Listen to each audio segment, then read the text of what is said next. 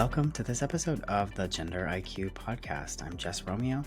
I'm a trans psych NP and social worker who is on a quest to be a teacher learner about gender diversity, queerness, and how our world can more fully understand these things. These conversations are about connection, curiosity, and a shared commitment to understanding ourselves and the world more deeply.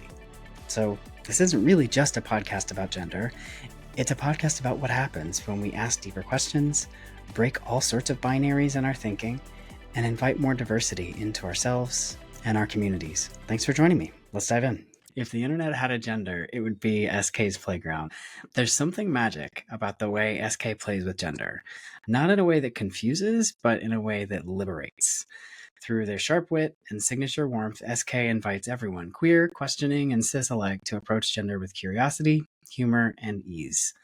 If you've ever felt the pressure to get gender right or worried that your understanding is behind the times, SK's Instagram page is the internet's coziest permission slip to explore.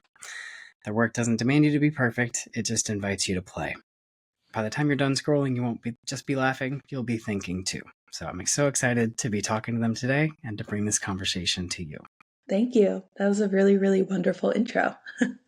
Yeah, it really is just a love you page. And I always like to get to know people like as in depth as they are comfortable with to be able to share that with others. So I know like you grew up as the kid of a conservative state legislature, a reality that seems worlds apart from a lot of the work that you do now.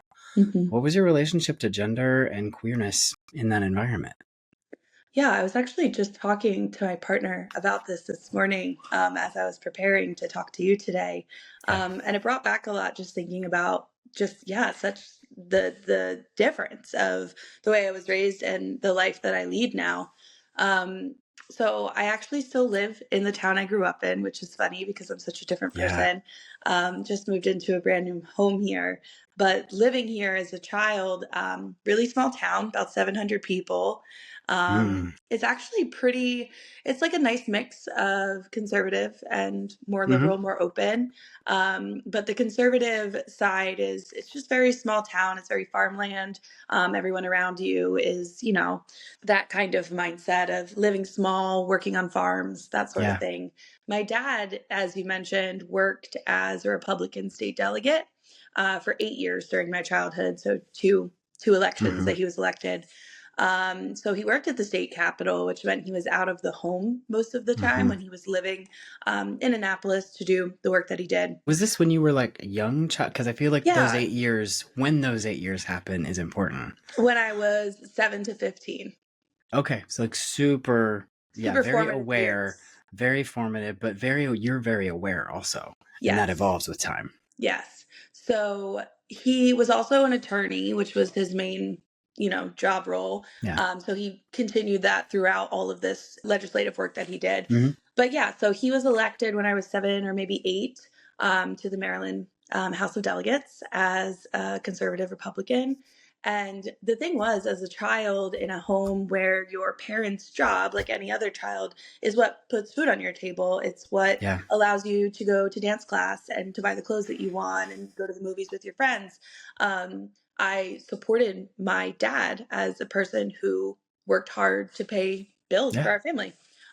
So all I saw was hard work and caring deeply about his community and what he believed in, and fighting hard for the things that mattered to him. It wasn't until I was older that I started to realize some of those things that he felt so strongly about were things that I felt opposite about.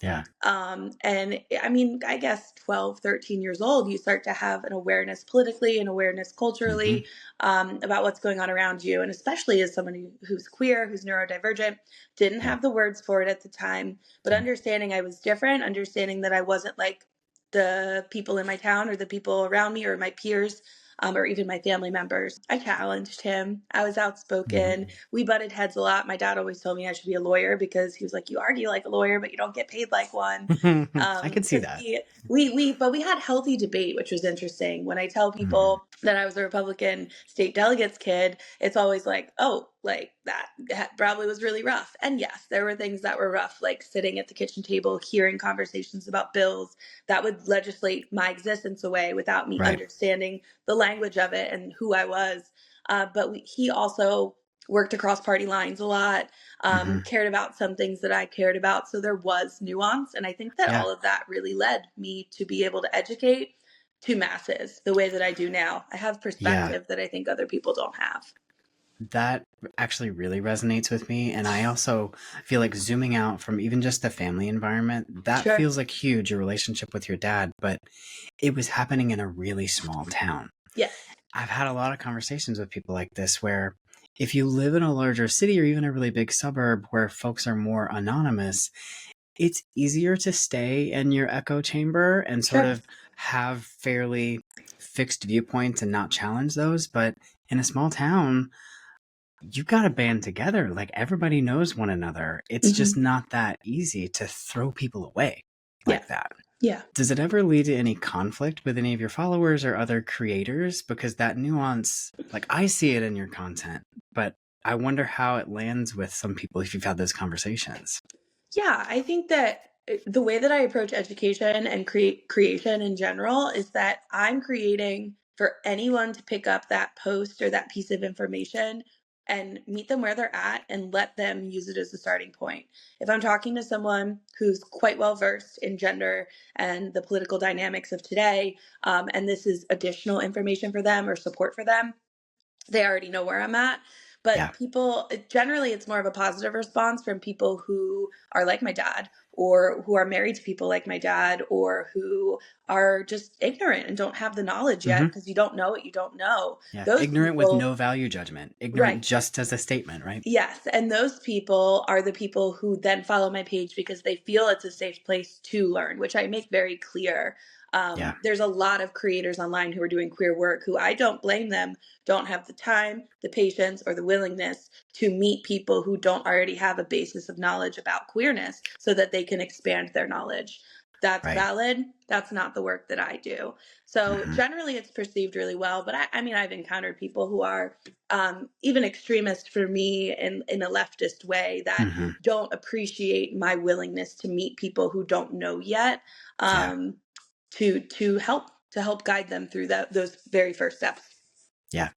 And again, like all valid across the spectrum. I think I can have a lot of empathy for that response. And I think it's unfair to categorize it as a trauma response from Sure. folks like that across the board. But I do think that that's true for a lot of folks. And again, who can blame them when the resources there to be able to cope with trauma and heal from trauma are so Correct. few and far between and hard to find. So I appreciate the perspective. I feel like I strive to be somewhat similar, like I'm not from as small a town, but being from the South and having a family that is overwhelmingly conservative, like it's just not that easy to take such a hard line and being willing to engage in those conversations. It feels like it's not a fixed point, like it evolves over time as I evolve into more authenticity and Hmm. healing of my own. I wonder if has that shifted for you as well over time, where some things are harder now than they were 5 years ago, maybe? Sure. There's a healthy mix of both, I think. I think I've said out loud, and I do believe this. I think that if I wasn't queer, I would still be as empathetic and as caring about the world in general as I am now. Yeah. But my queerness is what made me have these conversations, is what made Yeah. me be this advocate. Yeah. Me Um, too. and I don't feel that I have an option, right? I can exist Yeah. quietly and not have these conversations, or I can be honest with myself and the people who love me and who I love and have them. Yes, some things have gotten harder as I've become older because I do have boundaries that I'm not willing to cross anymore. Right. Yeah. That's And what I I'll mean. put up a wall at a certain point and be like, this conversation isn't worth my relationship with someone. And I'm not going to be erased or ignored or Yeah. invalidated to a point. So then the conversation stops, right? And I have to know Yeah. that line. When I was younger, I just keep fighting until I cried and it was Hmm. frustrating and we weren't actually hearing each other. So Right. maturity has changed that. Yeah. But yeah, it's more about boundaries, I think, now. Just realizing I have to protect my own peace before anything else. Yeah. A lot of self compassion in that. Did you come to that yourself, or did you need support from chosen family or other folks to sort of prompt you to, hey, like, you can respect yourself. It's okay to not keep engaging. Sure. I think it's important to get that from other people. I think Yeah. that's why chosen family, community, allyship matters. Partners who support you, friends who get you. Mm-hmm. But I think a lot of it was done on my own, just with my personal circumstances. I went through a couple relationships where I didn't have a partner that fought for me. I didn't have friends who understood me. So I was very alone and independent in my, advocacy for myself. And I think through those experiences and maturing, like throughout my 20s, I just stepped away from those people, Yeah. found strength in myself, and then the right people, friends, partners came to me from that. That was my Yeah. personal experience, but I think people who are able to do it through the support of chosen family is ideal. Yeah. I've heard that described. I think this is a Buddhist thing of the process of emotional maturity and leaning into authenticity and self-compassion. It's like meeting your edges and softening. Yep. So, like, just Yep. less spiky over time and Yeah. more spiky over time in some places where I get Yeah. to be spiky. Yes. Where it matters. Oh, I did want to ask about, like, your partner and family as much as you're comfortable, because I know Sure. we're both kind of new parents in a way. Sure. Yeah. I moved in with my partner and her two kids 7 days ago. So we're at a 1 week mark.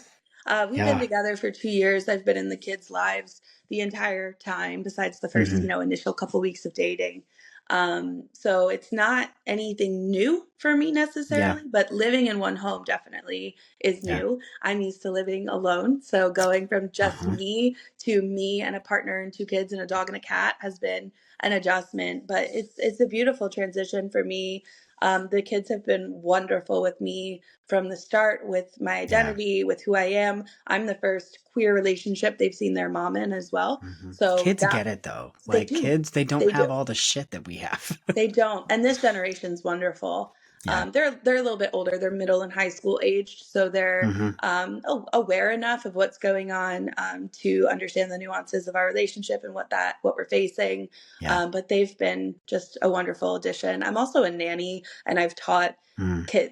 kids dance and yoga and all sorts of other things for many years. Yeah. So being around kids is nothing new to me. But living with two that are now mine to help parent is definitely new and exciting. Yeah, I bet it is. How did y'all meet, you and your partner? We met on Hinge. Mm-hmm. And it's funny because it was at a time when we both were done dating. Like I had deleted all of Yeah. my dating apps besides Hinge and I didn't check it. I had just been like single for about 2 years. And I was like, I'm just going to do this life thing on my own. I'm good. I'm in a really good space. And Yeah. she was doing the same thing. And we matched one day randomly. And we never saw anybody else again, and it Mm-hmm. just happened. That's really awesome. Yeah, it just happens in those moments. Isn't Hinge the one that markets itself as like the dating app that's meant to be deleted or something? I think so. That's a pretty good hook. I remember Yeah, seeing that. I it was like, oh, is. that's good. That's good. Yeah, for monogamous folks, that's the one. Yes, That's absolutely. the slogan that'll get you, I think. Yeah.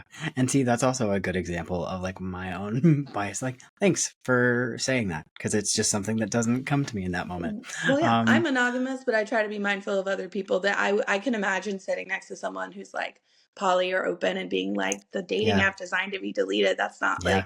That's not it for me. So yeah, Mm-hmm. Yeah, trying that to be wouldn't mindful resonate. where I can be. Mm-hmm. Well, I know we've talked about like your dad, but I know that early in life, not only your town, but dance was a really big impact on you. I'm interested both in dance as an exploration of body and gender and also the ways in which it constricts too.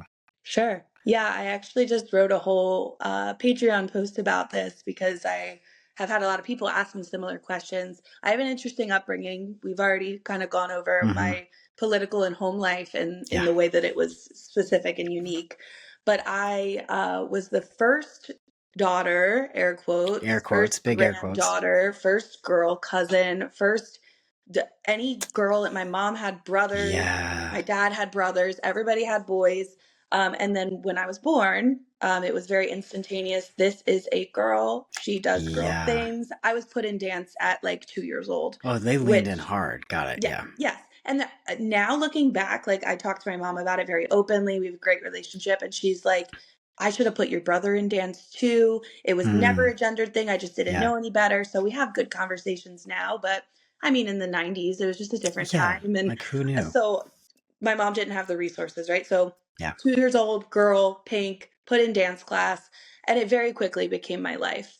I Mhm. danced throughout until I was 18, 7 days a week. I would leave school early to go there. I was really close to being homeschooled to take my dance to a Oh, wow. professional level. Yeah. Um, I would be at the dance studio more than school all day on the weekends. I traveled every single week during the summer to a new state to take a different intensive at a different place. I majored in dance in college. I have my Wow. degree in dance. I danced professionally for a time. So for those who don't know about the dance world, it is one of the most binary structured, traditionally binary structured art forms or sports that you can be in. It is Yeah. changing. I've heard that it's changing. It's evolving with the Mhm. times slowly, but it is for our youth. You think of so Um, many styles when you think of partner dance, especially that literally there yes. is a lead and a follow, and that is based on gender roles Yes, completely. and now it is changing. Even the words you use, like lead and follow, are used now, but before it Uh-huh. was male and female. Like very Oh, much really? I that's didn't what even it know was that. called.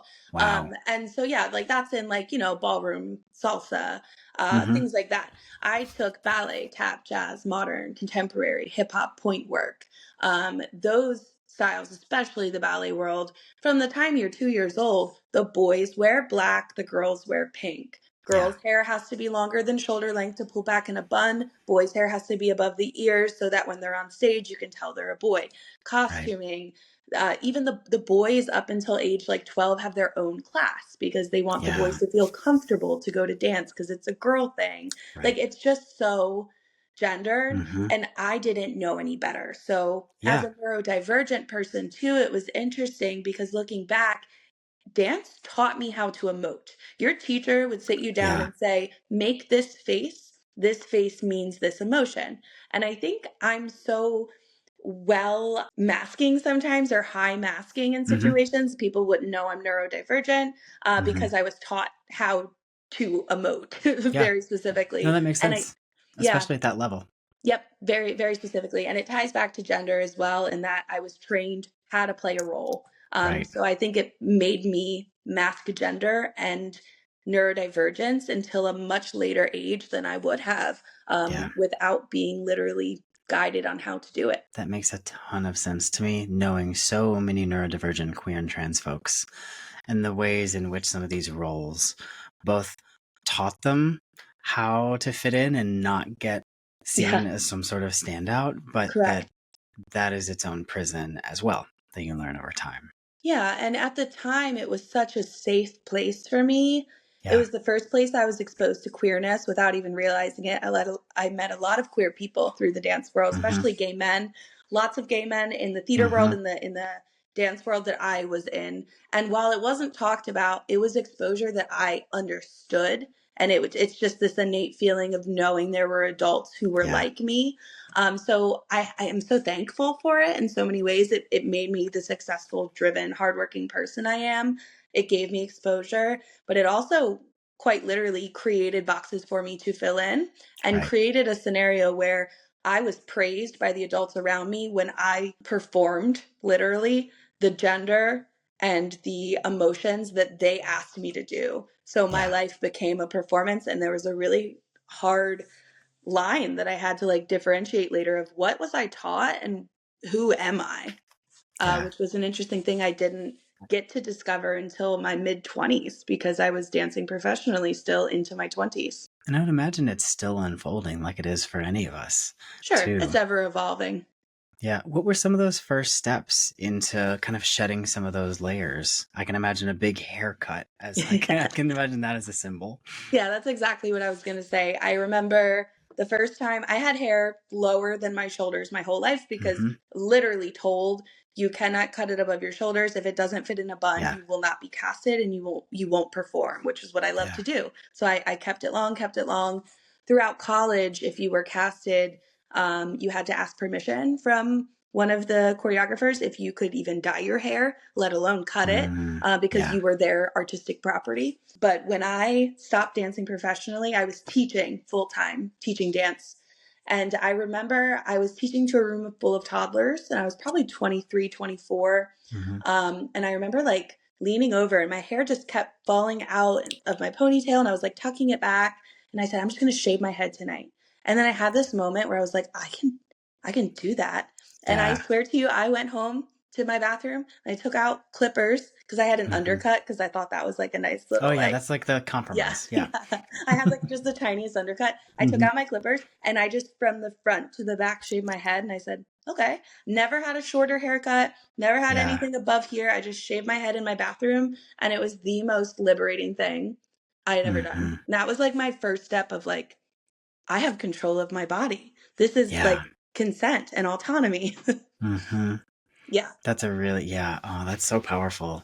And I think so many people, like cis and trans, to be queer, to be clear, can all relate to, queer. I know, crystal queer, could relate to a moment of freedom. Yeah. Like that. Because I don't know, I feel like I've described this to people sometimes because, first of all, when people talk about the choice or decision to take steps towards gender affirmation or towards transition, like whatever word makes sense to the person. Right. There's this sense, mostly from cis folks, but I think internalized transphobia can play this role too, of thinking, I must be 100% certain to be able to take that step. And I don't know, I find that I'm rarely 100% certain about anything. The closest I can get is about 90, and the other 10% are only going to come after I make the decision. That's how I'm going to know. Right. And so I see like things like that, a change in hairstyle or just something that is a radical shift. It's only after doing that you can really assess, okay, how does this feel? Does this feel right for me? Am I freer or more me? Exactly. Yeah. I tell people that in calls a lot. I have one-on-one calls with people about preparing for gender affirming surgery or just like gender exploration. And a lot of people's like number one concern is, will I regret this? And what if I do? Yeah. And whether it's a haircut, whether it's coming out, whether it's using different pronouns or getting top surgery, I say, well, what if you don't do it? Will you regret that? Yeah. And then you always see this like light bulb of like, it's the same thing. If I do it, I might regret it. If I don't, I might regret it. And I think, it's the thing, the like narrative that's pushed on us that we have to be 100% sure to do anything limits us. It limits all of us from taking leaps of getting closer to who we really are. I'm really curious. So like your work, it's really funny. First of all, it's like deeply funny. But I know, and a lot of other queer folks know, that like humor is often born out of tension, out of pain, or just the absurdity of all that. Yeah. Has humor saved you, helped you process the heavy stuff, or how do you relate to that? I know that a lot of my work comes across funny, lighthearted, like jabbing at something, poking fun. That's just me. That's just how I cope. I don't think I ever made a conscious decision to use humor to navigate queerness or navigate neurodivergence or navigate just identity in general. Yeah. I think that it's just been something that it comes naturally. And I think that is okay. I think sometimes people get really serious about gender, especially people within the community, because it means so much to them, right? And they're fighting against an oppressor. They're fighting against internal oppressors and external oppressors. And it's like you can fall into a trap of being so serious all the time. I've been there. But I think being able to just take a step back and find light and joy and humor, even in the bad stuff, is what's going to get you through. Like we can't bog ourselves down with just total seriousness at all times. There's room for that, but like we gotta play too. Yeah. There's gotta be joy at the revolution, right? Yeah. Yep. Now, which is your favorite series? Because I'm a little bit stuck on the new non-binary names dropped editions, or the name your gender but only through license plates or t-shirts. Like, do you have a favorite? Because I love all of them. Yeah, no, I definitely, those are all just like just for fun ones that I've done. Like the license plates, I have the whole family now. Like my partner's daughter, and my partner will like look for license plates for me and take Send you the pictures and send pictures. them to me. That's And great. people are like, "Do you find these online?" And I'm like, "No, I literally, they're all the same state. If you look at them, I just take those Yeah. pictures with my phone." It's just for fun. Again, like I said, it's lighthearted. So I do like to do those ones, and like I'll do ones where I go to thrift stores and take pictures of different shirts and be like, Yeah. choose your gender. Those are just to bring joy. But I think my true favorite is my erasure poetry, which is Yes. taking just the hate that I get, screenshotting the most interesting and nuanced ones, maybe the longer ones that have a little more meat to them, and then letting it started as just me, but then letting my followers also transform them into poetry and Yeah. messages of love for the queer community. That brings me the most joy, for sure. That's really great to know, because it does feel like the piece of your content that goes the deepest, that is the most impactful to so many people. Do you remember the first post you got? Do you remember how that started? Sure. So I had seen erasure poetry from many other people for many years. I studied erasure poetry in college, so 10, 12 years ago. I also remember somebody let me borrow a book.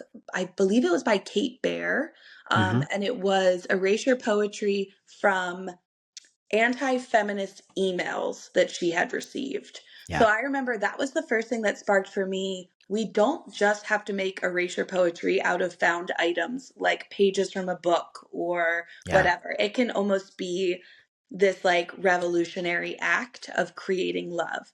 So I took that as inspiration, and I remember going through my feed that day and finding dozens of hateful messages and saying, maybe if I just do this as a personal practice, this will help me. Because at that time, I didn't have a way to navigate the hate comments I was receiving. Yeah. So I decided I would do it for myself. And once I had an album on my phone, literally just for me to reflect on and look at, I had about 40. And I said, maybe I'll just take these and share them sometimes, and other people will find the same sort of joy out of it that I did.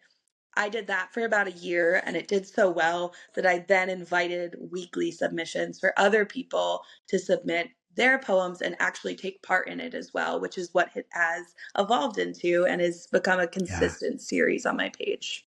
It really is a beautiful series. And I think I did pick a post on your page just to kind of show listeners, because they're not necessarily going to be looking at your page. Sure, yeah. And one you did recently is not quite as hateful. So I don't really have to give a strong transphobia warning. Some of them are much more hateful. This one's on the mild end. So this is an example of what the hate erasure poetry looks like. First, I would describe the sort of the slide where you describe what it is. So on SK's page, they say, every so often I choose a particularly interesting hate comment from my page and offer my followers a chance to turn it into poetry in the ultimate act of self and community care. Here's the beauty they created this go round. So we've got the original post says, I think the main point is, why do kids need to choose an identity? Can't they just be kids first and foremost? We wouldn't tell a kid they are gay if we thought they might be when they grow up. We can show them love and let them figure themselves out. If the medicalization of children wasn't on the line, I would be for the pick your own gender idea. But no minor can consent to being sterilized and being a lifelong patient. So that's the original hate comment. And the responses, the first one here on this next slide says, the main point is love. I think the main point is, why do kids need to choose? Can't they just be kids first and foremost? We can show them love and let them pick their own gender. And then I'll just do one more. The main point is, kids need love. Let them be. Right. It's just beautiful. It is. And I'm glad you chose that one. I wanted to say that specific comment that I chose actually got mixed feedback from my community. I had people who usually really like the series say that that comment specifically wasn't hateful enough to be chosen for this series. I think so. I think it was. Yeah, it was a more mild response. And it actually probably came from someone who was more ignorant than they were hateful. And I reminded people in the comments during that one that not every comment I choose is one that is directly rooted in like hatred and just like nasty words and language. Some of them really are just taking a misunderstanding and creating something more understood. And I just wanted to mention that because I do think there is an important distinction between hate and ignorance. They're called hate, comment, erasure poetry because I've had the series for 3 years. Yeah, So I'm it's not going something to that rename myself here. Come on. right, but this could be someone who came to my page and has never seen this before and was like, "That's not a hate comment." But it is interesting, even from the people within the community sometimes have a strong or visceral reaction to this Mm, to this love, and this, like, recreation, and I think that's valid, and I think that's a learning yeah, experience. I tend to receive a really large amount of hate and death threats and really, really bad stuff on the internet. But I've opened myself to that, knowing it's a possibility as a creator. And then there's people who receive this by scrolling through their feeds who've never received that personally. So it can feel very yeah, victimizing personally to folks. hmm So it's an interesting practice to allow yeah. yourself to open up to this hate and see what you can do with it. But I'm glad you chose that one because that one got some interesting feedback on my page. hmm And it's just incredibly thoughtful the way that you have curated it, because you do have that slide one is always an introduction to what this is. Slide one Right. never has the actual hate comment on it, so people could see it in their scroll. You get to opt in. So like just consent and art and beauty and love. It's just all Yeah. over. Yeah, I'm obsessed.